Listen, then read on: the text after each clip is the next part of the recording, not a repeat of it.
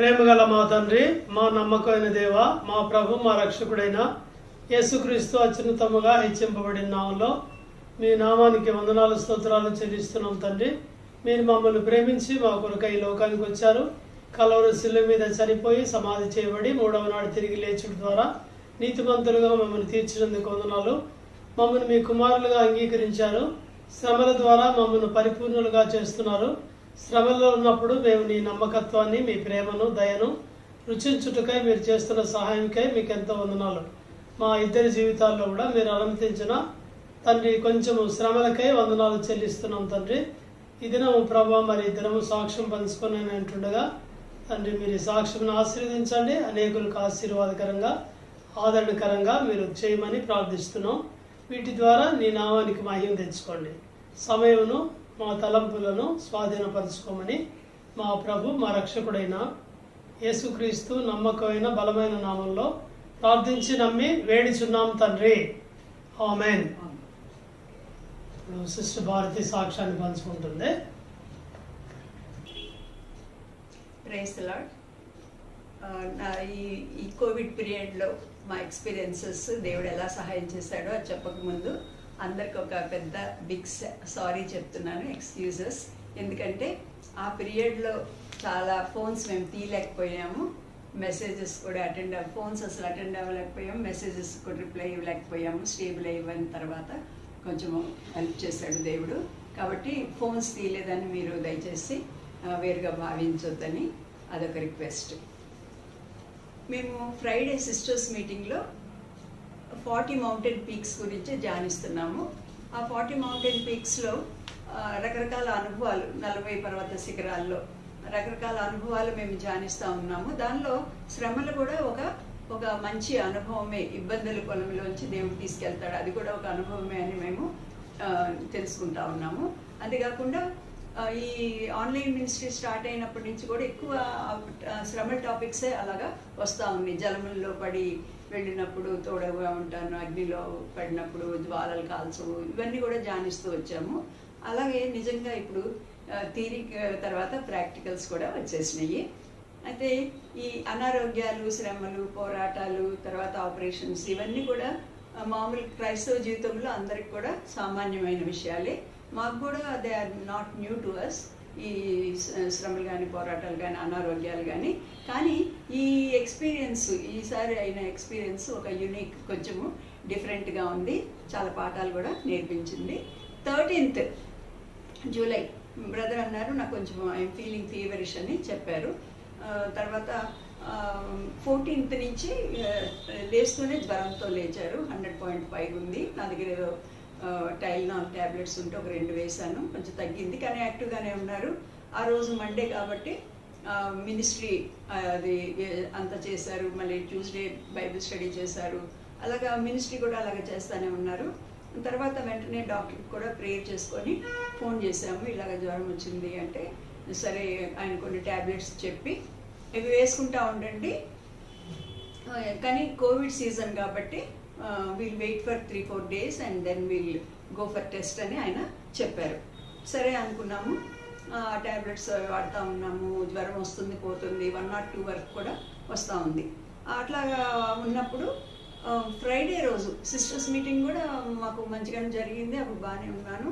Friday evening 4 o'clockకి నాకు కొంచెం తేడాగా అనిపిస్తుంది అనమాట. అలాంటి గుండె దడలాగా, అనీజీ ఫీలింగ్ చెస్ట్లో, అట్లాగా అంతా కూడా కొంచెం నాకు వియర్డ్గా నేను ఫీల్ అవుతున్నాను. ఐఎమ్ సిక్ అన్న సంగతి నాకు తెలుస్తుంది. మామూలుగా ఎన్నో ఆపరేషన్స్ అయినాయి, కానీ ఇది కొంచెం డిఫరెంట్గా అనిపించింది. బ్రెత్లెస్నెస్ కానీ అట్లాగా ఏదో అనిపిస్తుంది అనమాట. ఏం కూడా నేను ఎక్స్ప్రెస్ చేయలేకపోతున్నాను, కానీ ఐఎమ్ సిక్ అని అర్థమైంది. బ్రదర్కి చెప్పాను, నన్ను కొంచెం ఏదన్నా దగ్గరున్న హాస్పిటల్కి కానీ ఎక్కడికన్నా నన్ను తీసుకెళ్ళండి అని చెప్పాను. వెళదాము అన్నప్పుడు ఇంకా బ్రదర్ కూడా రెడీ అయ్యారు. రెడీ అవుతా ఉన్నాను నన్ను తీసుకెళ్ళడానికని. అప్పుడు నేను ఇంకా సిస్టర్స్ ఫాస్టింగ్ కాబట్టి నేను మార్నింగ్ స్నానం చేసి నేను కూడా రెడీగా ఉన్నాను అనమాట. రోజంతా అట్లాగే ఉన్నాను. అలాంటప్పుడు ఇంకా నేను రూమ్లోకి వెళ్ళి నేను ప్రభువుని అడిగాను, ప్రభా ఇది నాకు ఏదో తెలియని సిక్నెస్ లాగా అనిపిస్తూ ఉంది, లార్డ్ ప్లీజ్ హెల్ప్ మీ, నాకు ఏదైనా ఒక వాగ్దానం ఇవ్వండి, ఆ వాగ్దానం పట్టుకొని నేను హాస్పిటల్కి వెళ్తాను అని చెప్పాను. అయితే నాకు డైలీ పోర్షన్లో కూడా యెషయాని కరెక్ట్గా 2 కూడా ఒకేసారి కోయిన్సిడెన్స్ అనమాట. నేను మా సిస్టర్స్ మీటింగ్లో ఏదో ఉందో అదే నాకు ఫ్యామిలీ నా పర్సనల్ పోర్షన్లో కూడా అదే వస్తూ ఉంది. ఈ 53లో అతను పొందిన దెబ్బల చేత మనకు స్వస్థత కలుగుతున్నది ఆ మాటలు ఉన్నాయి. కానీ తర్వాత స్వస్థత గురించి 54లో కానీ 55లో కానీ 56లో కానీ అక్కడంతా చూడము. నేను 56కి వచ్చేసాను.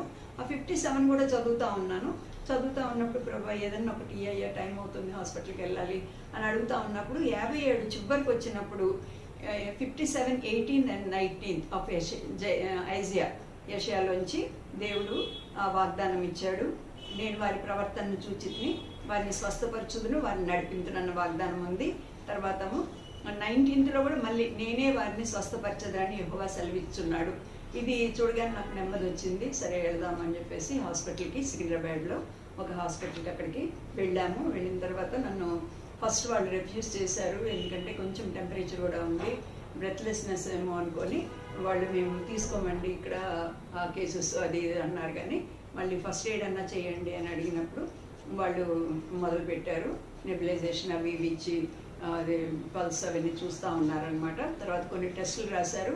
ఆ టెస్టులన్నీ కూడా జరుగుతూ ఉన్నాయి. తర్వాత చెస్ట్ ఎక్స్రే తీశారు. తర్వాత అలాంటప్పుడు డాక్టర్ వచ్చి అన్ని ఒకరి తర్వాత ఒకళ్ళు డాక్టర్స్ వస్తున్నారు. వాళ్ళు అడుగుతూ ఉన్నారనమాట, మీ ఏరియాలో ఎవరికైనా జ్వరాలు ఉన్నాయా, మీ బిల్డింగ్లో ఉన్నాయా, అట్లా ఒకటి చెప్తా ఉంటుంటే మీ ఇంట్లో ఎవరికైనా ఉన్నాయా అని అడిగారు. అప్పుడు నాకు గుర్తొచ్చింది, బ్రదర్కి జ్వరం ఉంది కదా అని.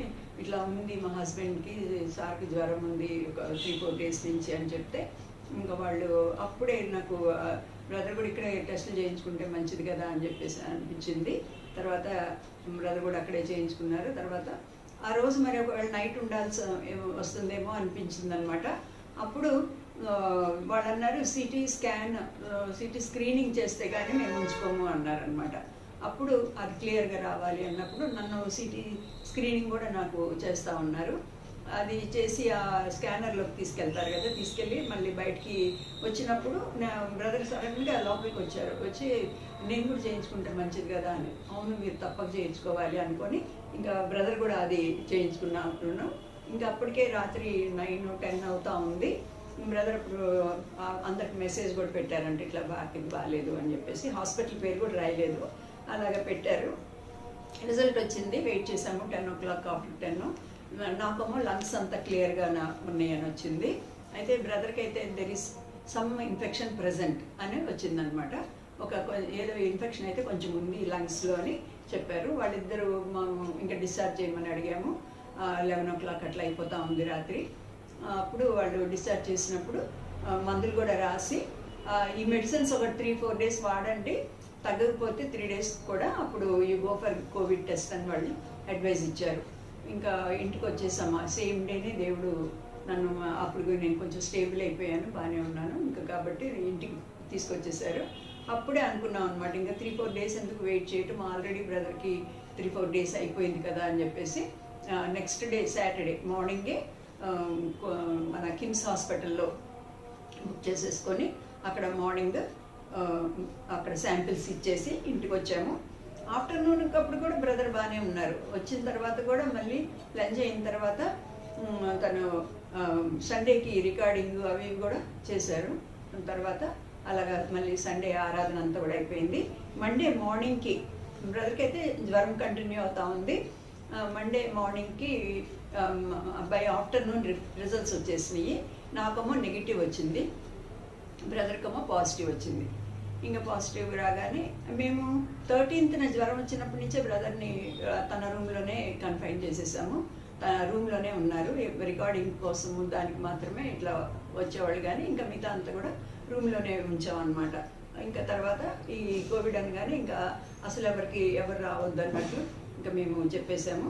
తర్వాత ఇంటికి వచ్చిన తర్వాత ఫస్ట్ మన moral responsibility we have to inform the apartment people. అది నేను చాలా భయపడ్డాను. వాళ్ళు ఇట్లా వస్తే మరి మీరు హాస్పిటల్కి వెళ్ళిపోండి, అక్కడ ఉండండి, అట్లా ఏమన్నా అంటారేమో అనుకొని, అయినా కూడా వెంటనే బ్రదర్ మెసేజ్ పెట్టారనమాట, ఐఎమ్ టెస్టెడ్ పాజిటివ్ అని. పెట్టగానే వెంటనే replies, get well soon sir, wish you happy recovery, wish you speedy recovery, అలాగా వెంటనే అలా అందరూ కూడా అనమాట, ఆఫీస్ పీపుల్ కానీ రెసిడెంట్స్ కానీ అందరూ కూడా చాలా మంచి పాజిటివ్గా రెస్పాండ్ అయ్యారు. చాలా బాధపడుతున్నట్లు చెప్పారు. అలా చెప్పినప్పుడు అది ఫస్ట్ సైన్ అనమాట, దేవుడు మా పట్ల కనికరం చూపిస్తున్నాడు, we can pass through this అని వాళ్ళు చాలా బాగా చేశారు. తర్వాత మళ్ళీ డాక్టర్ గారికి ఫోన్ చేసి ఇలా పాజిటివ్ వచ్చిందని చెప్పాం. నెక్స్ట్ చెప్తే డాక్టర్ గారు అన్నారు, మీరేం కంగారు పడొద్దు, నేను ట్రీట్మెంట్ అంతా కూడా రాస్తాను, ప్రిస్క్రిప్షను, మీరు ఇంకా అది స్టార్ట్ చేయండి అని చెప్పారు. చెప్పిన తర్వాత ఇంకా ఈ వీటితోనే ఈవినింగ్ అయిపోయింది. తర్వాత ఈవినింగ్ ఆ రోజు మండే కదా, మండే మళ్ళీ ఈ మన 24 hours చైన్ ప్రేయర్ ఉంది కాబట్టి 6 o'clockకి బ్రదర్ చెప్పేశారు, నాకు పాజిటివ్, భారతికి నెగిటివ్ వచ్చింది, ప్రేయర్ చేయండి అని వాగ్దానాలు కూడా ఇచ్చి వాయిస్ మెసేజ్లో అందరికి కూడా ఈ సిక్నెస్ గురించి చెప్పడం అయిపోయింది. ఇంకా అదంతా అయిపోయిన తర్వాత అసలు యాక్చువల్ బ్యాటిల్ స్టార్ట్ అయింది. ఇప్పుడు ఏంటి, మిగతా వాటిలన్నింటిలో హాస్పిటల్లో ఉంటే ఎవరో వాళ్ళు వస్తారు, అన్నం పెడతారు, ఏదో ఒకటి చేస్తారు. ఇప్పుడేమో ఎవరు రాకూడని పరిస్థితి. ఇప్పుడు మేమిద్దరమే ఉండాలి. నాకు అంత బాగాలేదు, నాకు మాటికి కళ్ళు తిరుగుతున్నాయి. బ్రదర్కి బాగా టెంపరేచర్ ఉంది, తను కూడా ఇంకా 1 week బాగున్నారు, యాక్టివ్గా ఉన్నారు, కానీ మెల్లమెల్లగా తనకు కూడా ఇంకా నీరసం అలాగా వస్తూ ఉందన్నమాట. అప్పుడు ఏం చేయాలి ఇంకా అని చెప్పేసి ఇంకా దేవుని మీద ఎక్కువ ఆధారపడతా ఉన్నాము. తర్వాత బ్రదర్ చెప్పారు, దేవుడు పిలిస్తే వెళ్దాము, మనకు మినిస్ట్రీ అయిపోతే దేవుడు పిలిస్తే వెళ్తాము అంతే, దాని గురించి నువ్వేమి ఎక్కువ బాధపడొద్దు, నువ్వేమి అది ఆలోచించొద్దు అంటే నేను కూడా సరే అని చెప్పాను. తర్వాత నేను ఇంటికి వచ్చిన తర్వాత ఇది న్యూస్ తెలిసిన తర్వాత నైట్ చేసిన ఫస్ట్ ప్రేయర్ ఏంటంటే, ప్రభా ఆ రోజు నేను హాస్పిటల్లో ఉన్నప్పుడు అప్పుడు ఈ వారం ఎవరితో కాంటాక్ట్లో లేవు, కానీ ఆ రోజు నేను హాస్పిటల్లో ఉన్నప్పుడు చాలామంది వచ్చేసారు, హ్యాండ్ఫుల్ ఆఫ్ బ్రదర్స్ సిస్టర్స్ వాళ్ళందరూ వచ్చారు. వాళ్ళందరూ కూడా నన్ను ఎమర్జెన్సీ నుంచి బయటికి తీసుకొచ్చేటప్పటికి అందరు అక్కడ ఉన్నారనమాట. వాళ్ళని చూడగానే వాళ్ళు హాస్పిటల్ ఎక్కడో కనుక్కొని వచ్చేసారు చూడటానికి అని చెప్పేసి. అది చూసినప్పుడు పక్క సంతోషం అయింది, కానీ మళ్ళీ భయమైంది. అరే వీళ్ళందరూ వచ్చారు, బ్రదర్తో మాట్లాడుతూ ఉన్నారు, ఒకవేళ రిజల్ట్ ఏమన్నా వస్తే మరి ఎట్లా వీళ్ళకి అని. అందుకని వెంటనే ప్రేయర్ చేశాను, ప్రభా మా ద్వారా బ్లెస్సింగ్సే వేరే వాళ్ళకి మంచి లేకపోతే ఆశీర్వాదమే పోవాలి, కానీ మా ద్వారా ఎవరికి ఏమి కూడా రోగాలు కానీ ఇలాంటివి రాకూడదు ప్రభా. దయచేసి నాకు ఆ ఒక్క వరం ఇవ్వు, మా ద్వారా ఆ చైన్ బ్రేక్ చేయండి, ఎవ్వరికి కూడా మా పిల్లలు ఎవరికి కూడా సంఘస్థులకు కానీ ఇది రాకుండా ప్లీజ్ ప్రభా అదొక్కటి సాయం చేయండి అని ఫస్ట్ అలాగా ప్రేయర్ చేశాను. ఇంకా తర్వాత ఇంకా దేవుని వాక్యం జ్ఞాపకం చేసుకున్నప్పుడు మేము చెప్పిన వాక్యాలే, రోజు చదివే వాక్యాలే దేవుడు అన్నీ కూడా జ్ఞాపకం చేస్తూ ఉన్నాడు. 2 కొరింథీ 4:8 పౌలు ఒక మాట అంటాడు, అపాయంలో ఉన్నను కేవలం ఉపాయం లేని వారం కాము అంటాడు అనమాట. కాబట్టి అపాయం ఉంది, అయినా కూడా దేవుడు ఏదో ఒక ఉపాయం చూపించి మేమిద్దరమే ఉన్నా కూడా, ఇద్దరం సిక్కుగా ఉన్నా కూడా ప్రభు ఎట్లా కొట్ల మాకు సహాయం చేస్తాడన్నది ఉంది. తర్వాత ఆ నమ్మకం ఇచ్చాడు. తర్వాత జాన్ బనియన్ అని కూడా ఆయన లైఫ్ స్టోరీ నాకు చాలా ఇష్టము.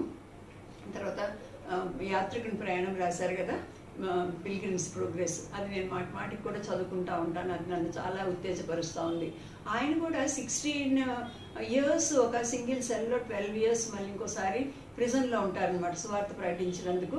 అసలు కాళ్ళు కూడా చాపుకోవడానికి వీల్లేనంత చిన్న వాటిల్లో ఒక డర్టీ సెల్లో ఒక్కడే ఉన్నాడు, మరి ఐసోలేషన్లో ఎంత కష్టపడి ఉంటారు అని చెప్పేసి నాకు అట్లా ఆలోచించాను. తర్వాత అపోజిల్ జాన్ కూడా పట్మస్లో ఆయన కూడా ఐసోలేషన్లో ఉన్నారు, ఒక్కళ్ళే ఉన్నారు. అయినా కూడా ఆయన ప్రార్థనలో ఉన్నప్పుడు దర్శనం పొందారు, ప్రకటన గ్రంథం మనకి ఇచ్చారు. ఇవన్నీ జ్ఞాపకం చేసినప్పుడు ఈ isolation is not a big thing, we can face it అని మన పూర్వ భక్తులు కూడా వీటి గుండా వెళ్ళారు. కాబట్టి God will definitely he is with us అనేది వచ్చింది.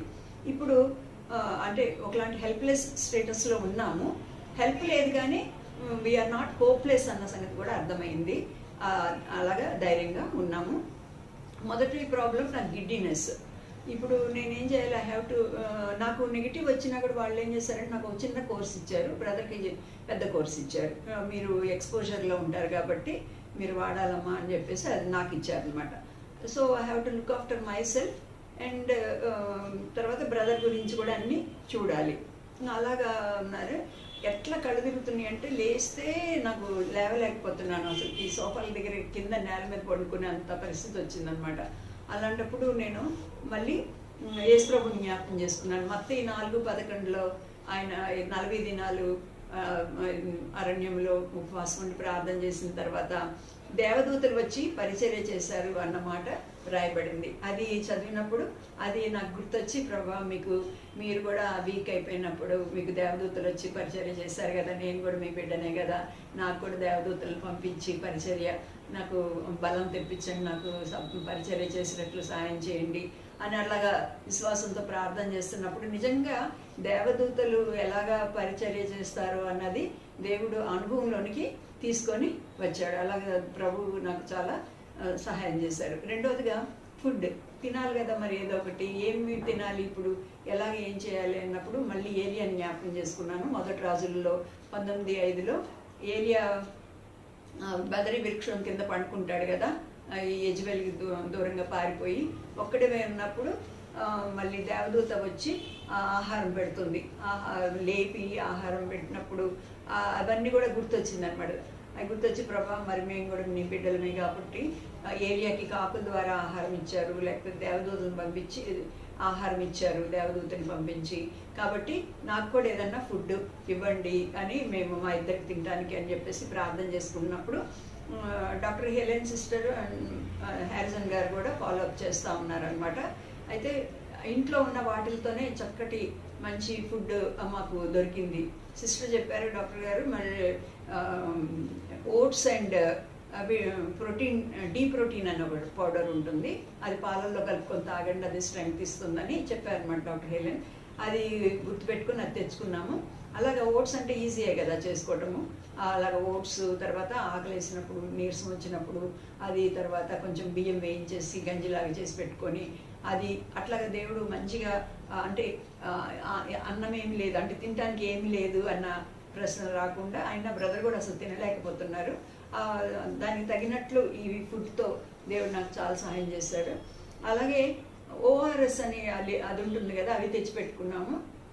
నాకు అది మంచం మీదే పెట్టుకొని నాకు ఎప్పుడైతే ఆ గిడ్డినెస్ వచ్చి కళ్ళు తిరిగి నేను లేవలేకపోతున్నానో నేను అది కొంచెం ఒక హాఫ్ తాగగానే నాకు లేవటానికి శక్తి వచ్చేది. అట్లాగా దేవుడు భలే సహాయం చేసి అట్లాగా వాటి ద్వారా దేవుడు నాకు శక్తి ఇచ్చి నేను పనులు చేసుకోవడానికి, నేను నీరసంగా ఉందని పండుకునే పరిస్థితి నాకు ఇప్పుడు లేదు, ఎందుకంటే పేషెంట్ కేర్ చేయాలి కాబట్టి అలాగా నాకు సహాయం చేశారు.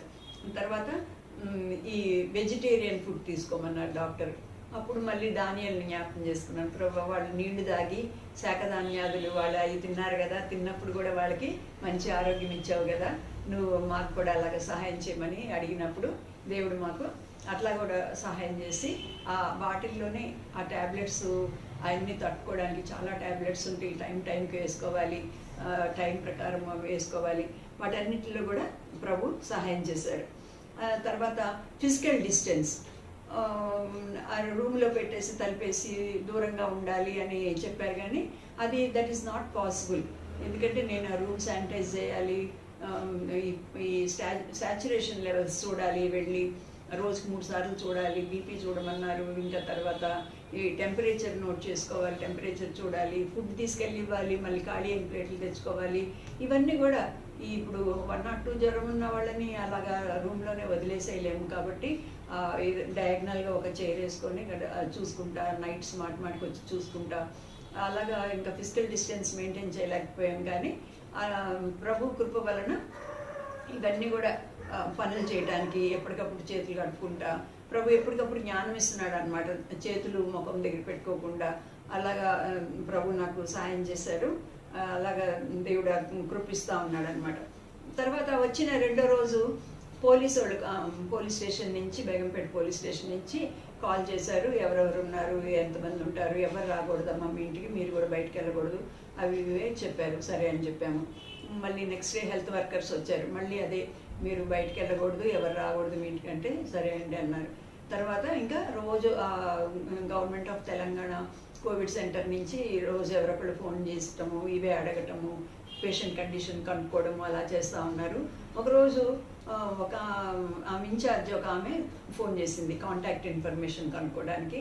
అవన్నీ చేసిన తర్వాత ఆవిడ మళ్ళీ అడిగారు పేషెంట్ కండిషన్ ఏంటి అంటే ఏజ్ అంటే సీనియర్ సిటిజన్. మళ్ళీ తర్వాత ఎలాగా బీపీ ఉందా అంటే ఉంది, షుగర్ ఉందా అంటే ఉంది, మళ్ళీ జ్వరం ఉందా అంటే ఉంది, ఎన్ని రోజుల నుంచి అంటే 10 days. ఇంకా ఆవిడ యాజిటేట్ అయిపోయారనమాట.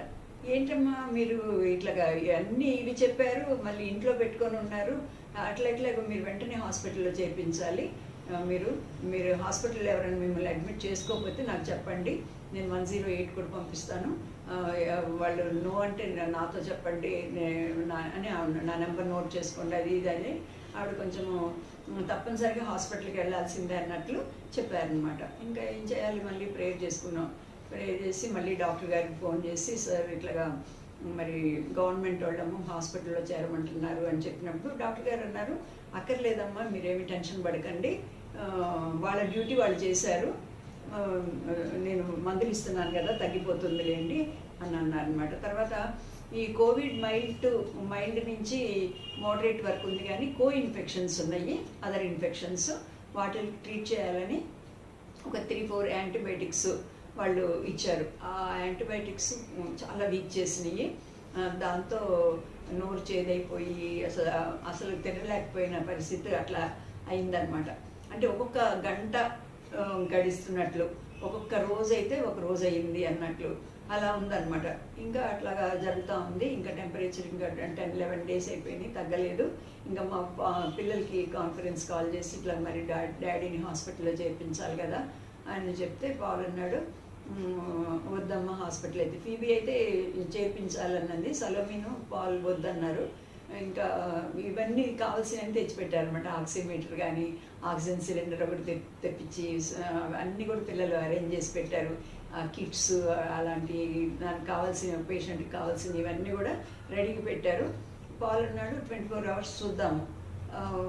ఆమెనింది జ్వరం ఉంది కదా, మీరు జ్వరం అయినాక తెచ్చేసుకోండి, జ్వరం తగ్గిపోగానే ఇప్పుడు మాత్రం ఇంట్లో ఉంచుకోవద్దు అని చెప్పింది అనమాట.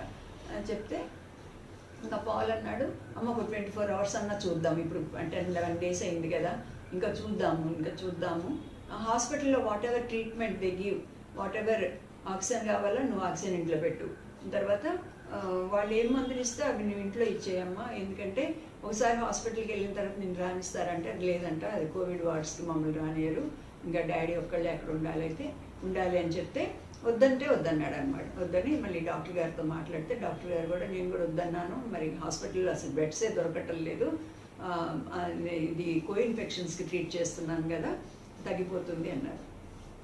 ఈ లోపుగా ఒకసారి ఈ పడుకొని ఉన్నప్పుడు నేను ఆక్సిమీటర్తో చూసాను అనమాట. చూసినప్పుడు అది 89 ఉంది ఆక్సిజన్ లెవెల్. 90కి అసలు తక్కువ ఉండకూడదని మామూలు హెల్దీ పర్సన్స్కే చెప్తారు. వీళ్ళకైతేనేమో కోవిడ్ వచ్చిన వాళ్ళకైతే 93-94 కంపల్సరిగా, అంతకన్నా తగ్గకూడదని చెప్తున్నారు అనమాట. అది చెప్పినప్పుడు నాకు చాలా భయం వేసి 89 వచ్చింది ఏంటి అని. అప్పటికే కొంచెం వీక్గా ఉన్నారు.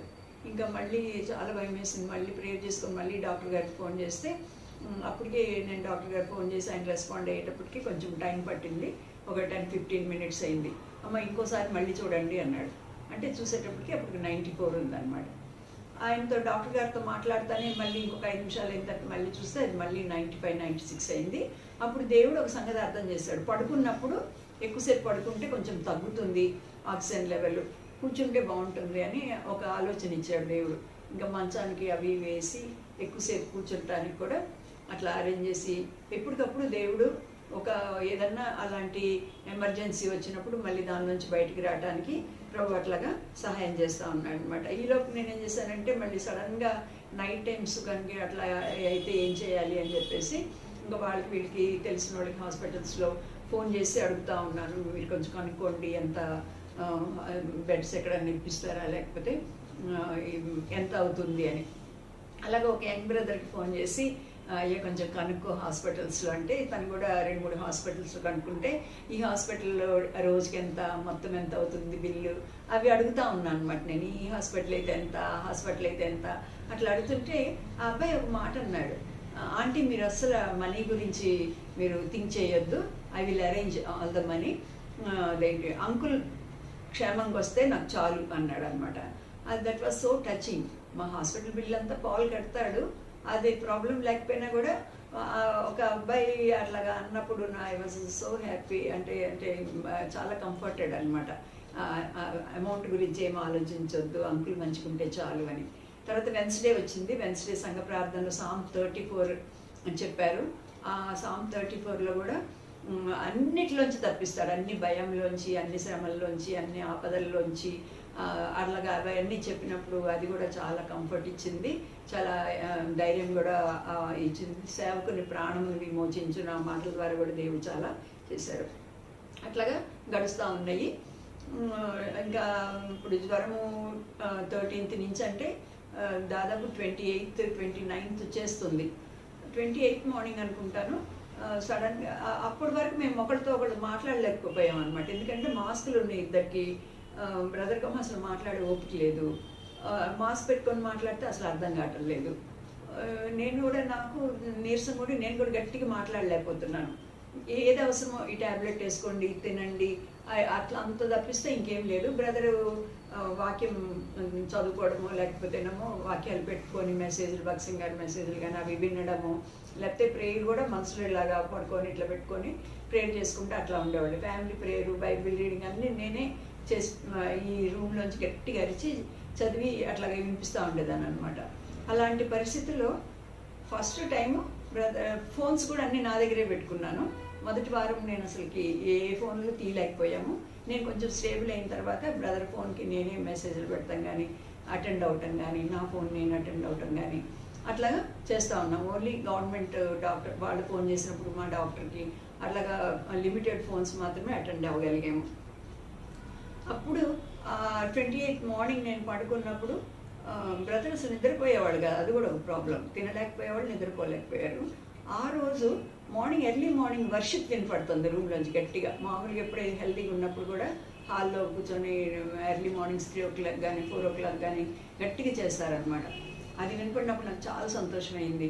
గబగబా రూమ్ దగ్గరికి వెళ్ళి హౌ ఆర్ యు అని అడిగితే God touch me, I got the touch of God అని చెప్పారు. అది చెప్పగానే అప్పటికి ఇంకా 99 ఉంది, అంటే టెంపరేచర్ తగ్గుతుంది కానీ 1 degree దగ్గర ఆగుతుంది అనమాట.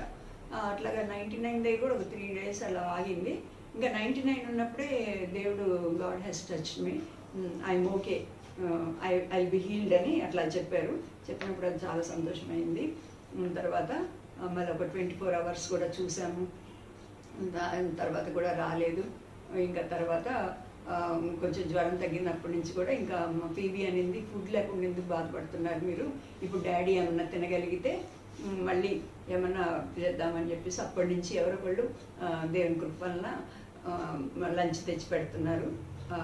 అది ఫుడ్ ప్రాబ్లం కూడా ఇప్పుడు దేవుని దయ వల్ల అది కూడా సాల్వ్ అయింది. పిల్లలు కానీ ఎవరొకళ్ళు సిస్టర్స్ కానీ ఆ ఫుడ్ మాకు అందుతూ ఉంది. చాలా సంతోషంగా ఉంది ఆ విషయంలో కూడా. తర్వాత ఈ కోవిడ్ ఈ పీరియడ్లో, ఈ ఐసోలేషన్ పీరియడ్లో అందరిని మేము ఫిజికల్గా చూడలేకపోయాము, మాట్లాడలేకపోయాము, కానీ we could feel their love, వాళ్ళ ప్రేయర్స్ని.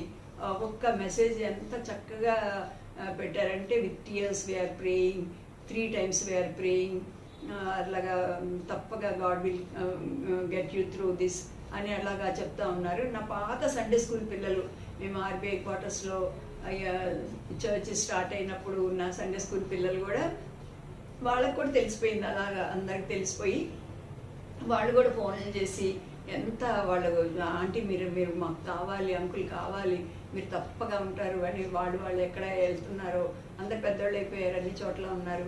వాళ్ళందరూ కూడా వాళ్ళ చర్చెస్లో ప్రేయర్ చేయించడము అట్లంతా కూడా చేశారు. ఢిల్లీలో ఒక అమ్మాయి డాక్టర్, అమ్మాయి అక్కడి నుంచి ఆన్లైన్లో బుక్ చేసి అంకుల్ కోసం మీకోసం అని ఇన్ని ఫ్రూట్స్ పంపించి, అంటే మెసేజెస్ ద్వారా ఎట్లా అనమాట వాళ్ళ ప్రేమనంతటి కూడా వ్యక్తపరుస్తూ ఉన్నారు. కెన్యా, ఆఫ్రికా నుంచి, ఆస్ట్రేలియా నుంచి, తర్వాత మళ్ళీ ఆల్ ఓవర్ ద మన ఇండియా నుంచి, యుఎస్ నుంచి ఫోన్ కాల్స్, వాళ్ళందరూ కూడా వీఆర్ ప్రేయింగ్ ఫర్ యూ అని చాలామంది దేవుని సేవకులు వాళ్ళందరూ కూడా చాలా ఎంకరేజ్ చేశారు. కెన్యా నుంచి ఆ సిస్టర్ అయితే, అక్క ప్రార్థన చేస్తున్నాము అక్క, nearly 1000 people are praying for you అక్క అని చెప్పారనమాట. అది కూడా చాలా ఎంకరేజ్మెంట్ ఇచ్చింది. అందరి ప్రేమని మేము అది అనుభవించడానికి దేవుడు సహాయం చేశాడు. ప్రభా రోజు కూడా ప్రభా మేమిద్దరం లేము, మీ ఏంజల్స్ మాతో ఉన్నారు, మీ తండ్రి కుమార పరిశుద్ధాత్మ దేవుడు ప్రభా మీరు మాతో ఉన్నారు అనే ఆ నిశ్చయం కూడా దేవుడు అలాగా ఇచ్చాడు. అలాగా దేవుడు ఈ పీరియడ్ అంతట్లో కూడా మమ్మల్ని నడిపిస్తా అలాగా సహాయం చేశారు. తర్వాత మెడిసిన్స్ అయిపోయినాయి, 14 డేస్కి ఇచ్చారు. ఆ 14 డేస్ అయిపోయిన తర్వాత మళ్ళీ ఇంకో 2 డేస్ వెయిట్ చేసి మొన్న మళ్ళీ కోవిడ్ టెస్ట్కి వెళ్ళాము. బ్రదర్ టెస్ట్ చేయించుకున్నప్పుడు నేను కూడా చేయించుకున్నాను, ఎందుకంటే ఎక్స్పోజర్ ఉంది కదా నాకు అని. నిజంగా దేవుడు ఎంత ఆశ్చర్యం చేశాడంటే బ్రదర్కి నెగిటివ్ ఇచ్చాడు, నాకు కూడా నెగిటివ్ ఇచ్చాడు. మాతో టచ్లో వచ్చిన వాళ్ళందరికి కూడా ఎవరికి కూడా ఈ 20 డేస్లో ఎవరైతే అప్పుడు హాస్పిటల్లో టచ్లో వచ్చిన వాళ్ళు కానీ మా పిల్లలు చర్చ్ పిల్లలు ఎవరికి ఏం అనారోగ్యము రాలేదు మా ద్వారా. అలాగా ప్రభు వాళ్ళందరి చుట్టూ మాకు ఇచ్చిన ప్రామిస్ జకరియా 2:5 అగ్ని ప్రాకారంగా ఉంటానన్నది ఆ వాగ్దానము లిటరల్గా దేవుడు అందరి పక్షాన మా పక్షాన కూడా దేవుడు అలా నెరవేర్చి దేవుని సన్నిధిని ఇంకెక్కువగా అనిపించడానికి ఇది కూడా శ్రమ కూడా ఒక మేలు లాగా, లేకపోతే ఒక మంచి good experience in the lord. అలాగా పర్వత శిఖరం లాగా దేవుడు మాకు సహాయం చేశాడు. మీ ప్రార్థనలకి, మీ ప్రేమకి, అందరికీ బ్రదర్ పట్ల మీరు చూపించిన ఆ కన్సర్న్ అంతటిని బట్టి కూడా మీకు ఎంతో థ్యాంక్స్ చెప్తున్నాను. Praise the Lord. 2వ కొరింథీయులకు రాసిన పత్రిక 1వ అధ్యాయము 3వ వచనం నుంచి నేను చదువుతున్నాను, మీ బైబిల్లో గమనించండి. 2 Corinthians 1st chapter verses from 3 to 11 చదువుతున్నాను. కనికరము చూపు తండ్రి, సమస్తమైన ఆదరణ అనుగ్రహించు దేవుడు, మన ప్రభువైన యేసుక్రీస్తు తండ్రియునైన దేవుడు స్తుతింపబడును గాక. దేవుడు మమ్మల్ని ఏ ఆదరణతో ఆదరించుచున్నాడో ఆ ఆదరణతో ఎట్టి శ్రమలలో ఉన్న వారినైనా ఆదరించుటకు శక్తి గల వారు మగునట్లు ఆయన మా శ్రమ అంతటిలో మమ్మను ఆదరించుచున్నాడు. క్రీస్తు యొక్క శ్రమలు మా యందు ఎలాగ విస్తరించుచున్నామో అలాగే క్రీస్తు ద్వారా ఆదరణీయు మాకు విస్తరించుచున్నది. మేము శ్రమ పొందినను మీ ఆదరణ కొరకు రక్షణ కొరకును పొందుదము, మేము ఆదరణ పొందినను మీ ఆదరణకై పొందుదము. ఈ ఆదరణ మేము కూడా పొందుచున్నట్టు ఆ శ్రమలను ఓపికతో సహించుటకు కార్యసాధకమై ఉన్నది. మీరు శ్రమలలో ఎలాగూ పాలివారై ఉన్నారో అలాగే ఆదరణలోనూ పాలివారై ఉన్నారని ఎరుగుదుము కనుక మిమ్మల్ని గూర్చిన మా నిరీక్షణ స్థిరమై ఉన్నది. సహోదరులారా, ఆసియాలో మాకు తటస్థించిన శ్రమను గురించి మీకు తెలియకుండా మాకు ఇష్టం లేదు. అదేదనగా మేము బ్రతుకుదమన్న నమ్మకం ఉండినట్లుగా మా శక్తికి మించిన అత్యధిక భారములను కృంగిపోతుంది. మరియు మృతులను లేపు దేవుని అందే గాని మా యందే మేము నమ్మిక ఉంచకుండానట్లు మరణమగుదమన్న నిశ్చయము మా మట్టుకు మాకు కలిగి ఉండను. ఆయన అట్టి గొప్ప మరణము నుండి మమ్మల్ని తప్పించను, ఇక ముందుకును తప్పించును. మరియు మా కొరకు ప్రార్థన చేయటం వలన మీరు కూడా సహాయం చేయుచుండగా ఆయన ఇక ముందుకును మమ్మల్ని తప్పించునని ఆయన యందు నిరీక్షణ గలవారమై ఉన్నాము. అందువలన అనేకుల ప్రార్థన ద్వారా మాకు కలిగిన కృపావరము కొరకు అనేకుల చేత మా విషయమై కృతజ్ఞతాస్తుతులు చెల్లింపబడును. ఈ 2వ కొరింథీ 1వ అధ్యాయంలో మీరు ఇప్పుడు చూసినట్టుగా ఇందులో మాటికి వచ్చే మాట ఏమిటంటే కంఫర్ట్ కదా, ఆదరణ అనే మాటలు చాలాసార్లు ఇందులో వస్తుంది. సో ఒక ఆయన ఏమంటాడంటే God does not comfort us to make us comfortable but to make us comforters. దేవుడు మనల్ని ఆదరించడానికి ఆదరించడు కానీ మనం ఆదరణకర్తలుగా ఉండుట కొరకై మనల్ని ఆదరిస్తున్నాడు అని చెప్పాడు. కరెక్ట్గా అదే విశ్వాసుల యొక్క జీవితంలో దేవుడు శ్రమలు ఎందుకు అనుమతిస్తున్నాడు, శ్రమల్లో ఎందుకు ఆదరిస్తున్నాడో కారణం అదే, మనము ఇతరులకు ఆదరణకరంగా ఉండడానికి. పౌలు జీవితంలోనే కాదు మన జీవితంలో కూడా. పౌలు జీవితంలో ఏం జరిగింది? శ్రమ పంపించాడు, చచ్చిపోతాడని అనుకున్నాడు, నిరీక్షణ లేదు, కానీ దేవుడు బ్రతికించాడు, ఆదరించాడు. ఈ ఆదరణతో ఇంకా ఇలాంటి శ్రమలో ఉన్న వారిని ఎలాంటి వారినైనా ఆదరించడానికి శక్తిని వారికి ఇచ్చాడు. సో ఇది దేవుడు విశ్వాసుల పట్ల కలిగి ఉన్న ఉద్దేశం శ్రమలలో, కష్టాల్లో. ఇది నాకు చాలా కాలం నుంచి దేవుడు నేర్పిస్తూనే ఉన్నాడు. మేము పరిచర్యకు రావడానికి కారణమే శ్రమ కలిగి ఉండటం మాకు మేలైంది. 119వ కీర్తన 71వ వచనంలో. సో శ్రమల ద్వారా ఓర్పు, శ్రమల ద్వారా విధేయత, శ్రమల ద్వారా పరిశుద్ధత, శ్రమల ద్వారా నీతి అనే ఫలము. సో చాలా మేళ్ళు ఉన్నాయి. శ్రమల ద్వారా మనం కుమారులని రుజువు అవుతుంది హెబ్రీ 12:8లో. సో ఇవన్నీ కూడా శ్రమల్లో దేవుడు మనకిచ్చే రుజువులు, మనం దేవుని పిల్లలం అనే దానికి రుజువు. ఈసారి కూడా దేవుడు ఈ శ్రమలను మా జీవితంలో ఇదే పర్పస్తో అనుమతించాడని నేను నమ్ముతున్నాను. సిస్టర్ సాక్షి విన్నారు కదా, ఆమె శుక్రవారం హాస్పిటల్లో అడ్మిట్ చేశాము, సాయంకాలం అక్కడ విన్నారు కదా. నేను కూడా టెస్ట్ చేయించుకుంటే చెస్ట్ ఇన్ఫెక్షన్ ఉందని చెప్పారు. 11:30కి అలాగే ఇంటికి వచ్చాము. ఆ రోజు వచ్చిన తర్వాత ఫ్యామిలీ ప్రేయర్ తర్వాత మళ్ళీ నేను నా క్వైట్ టైం తీసుకున్నాను. నేను ప్రార్థన చేసుకున్నాను. నేను అప్పుడు అపోస్తల కార్యాలు చదువుతున్నాను 28 అంటే ఎండింగ్కి వచ్చాను, లాస్ట్ చాప్టర్ అదే. ఏదైనా ఒక వాక్యం ద్వారా నాకు ఆదరణ ఇవ్వండి అని ప్రార్థన చేశాను. 28th చాప్టర్ యాక్ట్స్లో ఏం జరుగుతుందంటే, పౌలు ఇదివరకే దేవుడు చెప్పడానికి ఏమైనా యెరూషలేములో సాక్ష్యం ఇచ్చినట్టు నువ్వు రోమాలో కూడా సాక్ష్యం ఇవ్వాలి అని అపోస్తల కార్యాలు 23:11లో ధైర్యంగా ఉండము, ఆ యెరూషలేములో కూర్చుని నీవు ఎలా సాక్ష్యం ఇచ్చినో అలాగ రోమాలో కూడా సాక్ష్యం ఇవ్వవలసి ఉన్నదని చెప్పాడు. చెప్పిన తర్వాత జరిగిన సంగతి ఏమిటంటే 27వ అధ్యాయంలో ట్రావెల్ అంటే షిప్ ద్వారా సముద్రంలో ప్రయాణము. షిప్ రెక్ అయింది, తుఫాన్లు వచ్చాయి, చాలా కష్టాలు పడి వెళ్తున్నాడు అనమాట. దేవుడే చెప్పాడు రోమాకి వెళ్తావు నువ్వు సాక్ష్యం ఇస్తావని. మరి సేఫ్ జర్నీ ఇవ్వచ్చు కదా దేవుడు. నేను 27వ అధ్యాయం చదివేటప్పుడు అదే అనుకున్నాను. కానీ ఈ స్టార్మ్స్లో కూడా దేవుడు ఆయనతో కూడా ఉండి, ఆయనే కాదు ఆయనతో పాటు ఇంకా 276 పీపుల్ని రక్షించాడు. మెలితే అనే ఈ ద్వీపానికి వచ్చారనమాట. సో ఈ స్టార్మ్స్లో నేర్చుకున్న పాఠం ఏంటంటే, storms in life they cannot harm us, మనకు అవి హాని చేయవు. They cannot hide us from God's face, దేవుని ముఖం నుంచి దూరపరచవు. తర్వాత they will not hinder God's will, దేవుని చిత్తాన్ని అవి ఆటంకపరచలేవు. ఎంత శ్రమలు తుఫాను వచ్చినప్పటికీ కానీ ఒక పాఠాన్ని నేర్చుకుంటాం అక్కడ. ఇప్పుడు 28th చాప్టర్కి వచ్చి ఇంత శ్రమలు, కష్టాలు, తుఫాను, షిప్రెక్, చనిపోయేలాగా అయ్యి ఈదుకుంటూ కష్టపడి ఒడ్డుకు చేరుకుంటే ఒక ద్వీపం అది. అనాగరికులు వారు మా ప్రేమతో చేర్చుకుంటారు. అయితే చాలా చలిగా ఉందని పౌలు ఏం చేస్తాడంటే నిప్పు రాజు పెట్టి తర్వాత కట్టె పుల్లలన్నీ ఏరి దాని మీద వేస్తాడు. అయితే ఆ కట్టె పుల్లల్లో సర్పం అవుతుందన్నమాట. సో సర్పం అని ఉంది కానీ అది చాలా భయంకరమైన విష సర్పం అని ఇంగ్లీష్లో ఉంది. సో అది కరిస్తే చచ్చిపోవడం గ్యారెంటీ అనమాట, అలాంటిది. అది ఏం చేసింది, ఇక్కడ ఏముందంటే అతని చెయ్యి పట్టెను అని ఉంది, కొన్ని ట్రాన్స్లేషన్స్లో కరిచెను అని, నోటితో పట్టుకుందని ఉంది. సో ఈ అనాగరికులైన ద్వీపవాసులు చూసి అయిపోయింది. ఇంకా సముద్రంలో తుఫాన్ తప్పించుకొని వచ్చాడు కానీ న్యాయదేవత, వాళ్ళు పూజించే ఒక దేవత పేరు జస్టిస్ అనమాట, ఆ బతకనివ్వదు. అంటే ఈయన చాలా పాపం చేశాడు కాబట్టి తప్పక చచ్చిపోతాడు. అలాగే కదా అనుకుంటే చాలామంది కష్టాలు ఏమైనా శ్రమలు వస్తే వాళ్ళు ఏదో పాపం చేశారు కాబట్టి ఇలాగ అనుమతించాడు దేవుడు అని స్నేహితుల్లాగా అనుకుంటారు కొంతమంది. అందుకని చచ్చిపోతాడేమో చూస్తున్నారు. కానీ పాలు ఏం చచ్చిపోలేదు. ఏం చేశాడంటే దాన్ని ఏం చేశాడంటే తీసుకొని ఎదిరించి అగ్నిలో వేశాడు. ఏ హాని పొందలేదు. 5వ వచనం. ఈ మాట ద్వారా దేవుడు నాకు ధైర్యం ఇచ్చాడు. విషజంతువు ఉంది, చేయి పట్టుకుంది, అయితే అగ్నిలో జాడించేశాడు, హాని పొందలేదు. నేను ఇది అనుకున్నాను, ఈ పాము COVID-19 కరోనా, సో అది పట్టుకుంది, పర్వాలేదు, అయినా కూడా ఏ హాని దేవుడు చేయనివ్వను అని చెప్తున్నాడని నేను నమ్మాను.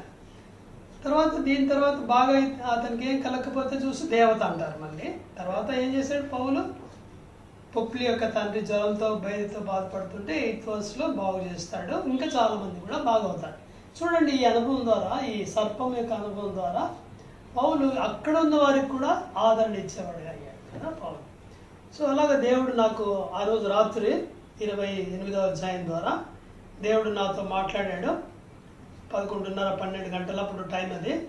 సో దేవుడు నాకు ధైర్యం ఇచ్చాడు. నెక్స్ట్ డే కోవిడ్ టెస్ట్కి వెళ్ళాము. మండే టెస్ట్ రిజల్ట్స్ వచ్చింది, నాకు కోవిడ్ పాజిటివ్ ఉంది. ట్రీట్మెంట్ స్టార్ట్ చేసాము, కంటిన్యూ చేసాము అలాగా. అయితే టెంపరేచర్ 102, 101, 100 ఇట్లా తిరుగుతూనే ఉంది. సరే, ఒకరోజు పొద్దున్న లేచాను. ఆ రోజు 28వ తేదీ అనుకుంటా, జూలై. 4 o'clockకి మెలకు వచ్చింది. ఎప్పుడైనా అట్లాగా మెలకు వస్తే నేను ప్రభుని ఆరాధిస్తుంటాను.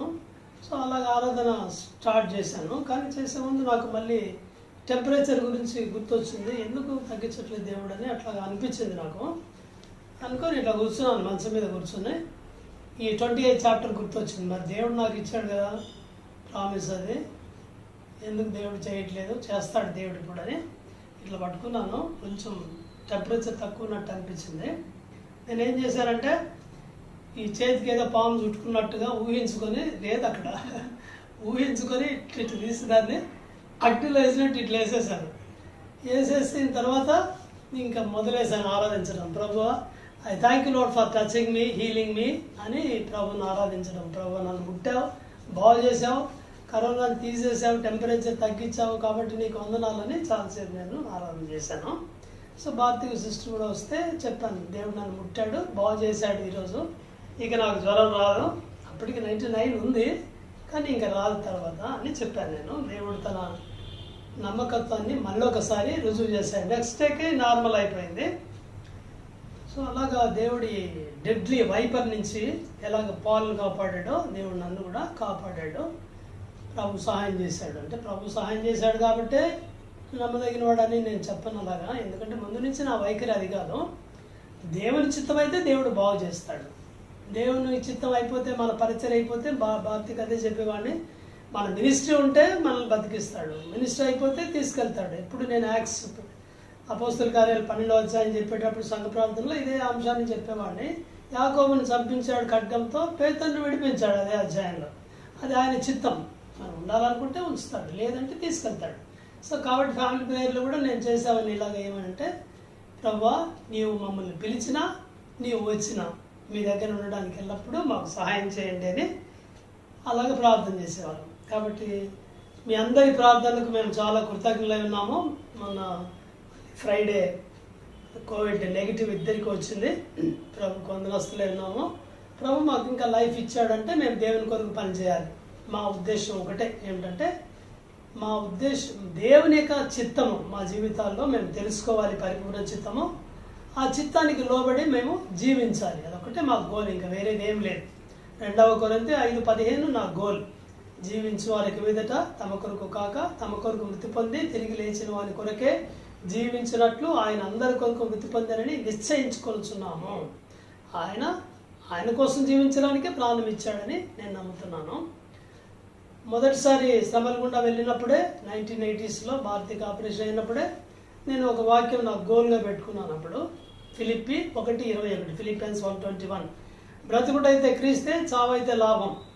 సో ఆ వచనం నాకు చాలా ఇష్టమైంది. అప్పటి నుంచి పరిచర్యకు వచ్చినప్పటి నుంచి దాన్ని నేను ఒక బోర్డు తీసుకొని దాని మీద రాయించాను బ్రదర్స్. అప్పుడు ఆ రోజుల్లోనే ఆ కంప్యూటర్ రూమ్లో పెట్టుకొని ఉంటుంది. నాకు COVID-19 అని కన్ఫర్మ్ అవ్వగానే చేసిన పని ఏమిటంటే, ఆ బోర్డు తీసుకొచ్చి నా బెడ్ ఎదురుగా, తలకి ఎదురుగా పెట్టుకున్నాను అనమాట. రోజు చూడడానికి, బ్రతుకుడైతే క్రీస్తే, చావైతే ప్రమోషన్, పరలోకానికి వెళ్తానని. సో అలాంటి గోల్తోనే మేము ఇంకా జీవిస్తూనే ఉన్నాం. దయచేసి మా కోసం ప్రార్థించండి. మీరందరూ చాలా మా కోసం ప్రార్థన చేశారు, వేదనతో, భారంతో, కన్నీటితో. వాటన్నిటికీ మేము కృతజ్ఞులై ఉన్నాము. దేవుని చిత్తం మా జీవితాల్లో పరిపూర్ణంగా నెరవేర్చబడినట్లు దయచేసి కంటిన్యూగా ప్రార్థించండి. ప్రార్థన చేసుకుందాం. ప్రేమగల తండ్రి, నమ్మకమైన దేవ, మేము ఇద్దరం తండ్రి సాక్ష్యాలు పంచుకున్నాము. ప్రభా, మా మహిమ కొరకు కాదు ప్రభా, మీ మహిమ కొరకే దీన్ని ఆశీర్వదించండి. చాలామంది ప్రభా ఈ కోవిడ్ వ్యాధికి గుండా వెళ్తూనే ఉన్నారు ఇంకా తండ్రి. దయచేసి వాళ్ళని కనికరించమని ప్రార్థన చేస్తున్నాం తండ్రి. దయచేసి తాకి స్వస్థపరచండి. మమ్మల్ని బాగు చేసిన దేవుడు వారిని కూడా బాగు చేయండి ప్రభా. జీవగల మా తండ్రి, ఈ సాక్ష్యం ద్వారా అనేకులు ఆదరించబడ్డకు, దేవుని పరిచర్య కొరకు పురుకొల్పబడ్డకు, మేము జీవించేది మీకోసమే తండ్రి. మాటి మాటికి ప్రభా ఇది గుర్తు చేసుకొని మేము నీ కొరకు జీవించినట్లుగా మమ్మల్ని, మా సంఘస్థులందరినీ, విశ్వాసులు మీరు సిద్ధపరచమని ప్రార్థిస్తున్నాం. మా ప్రభు, మా రక్షకుడైన యేసుక్రీస్తు పేరునే వేడుచున్నాం తండ్రి. ఆమేన్.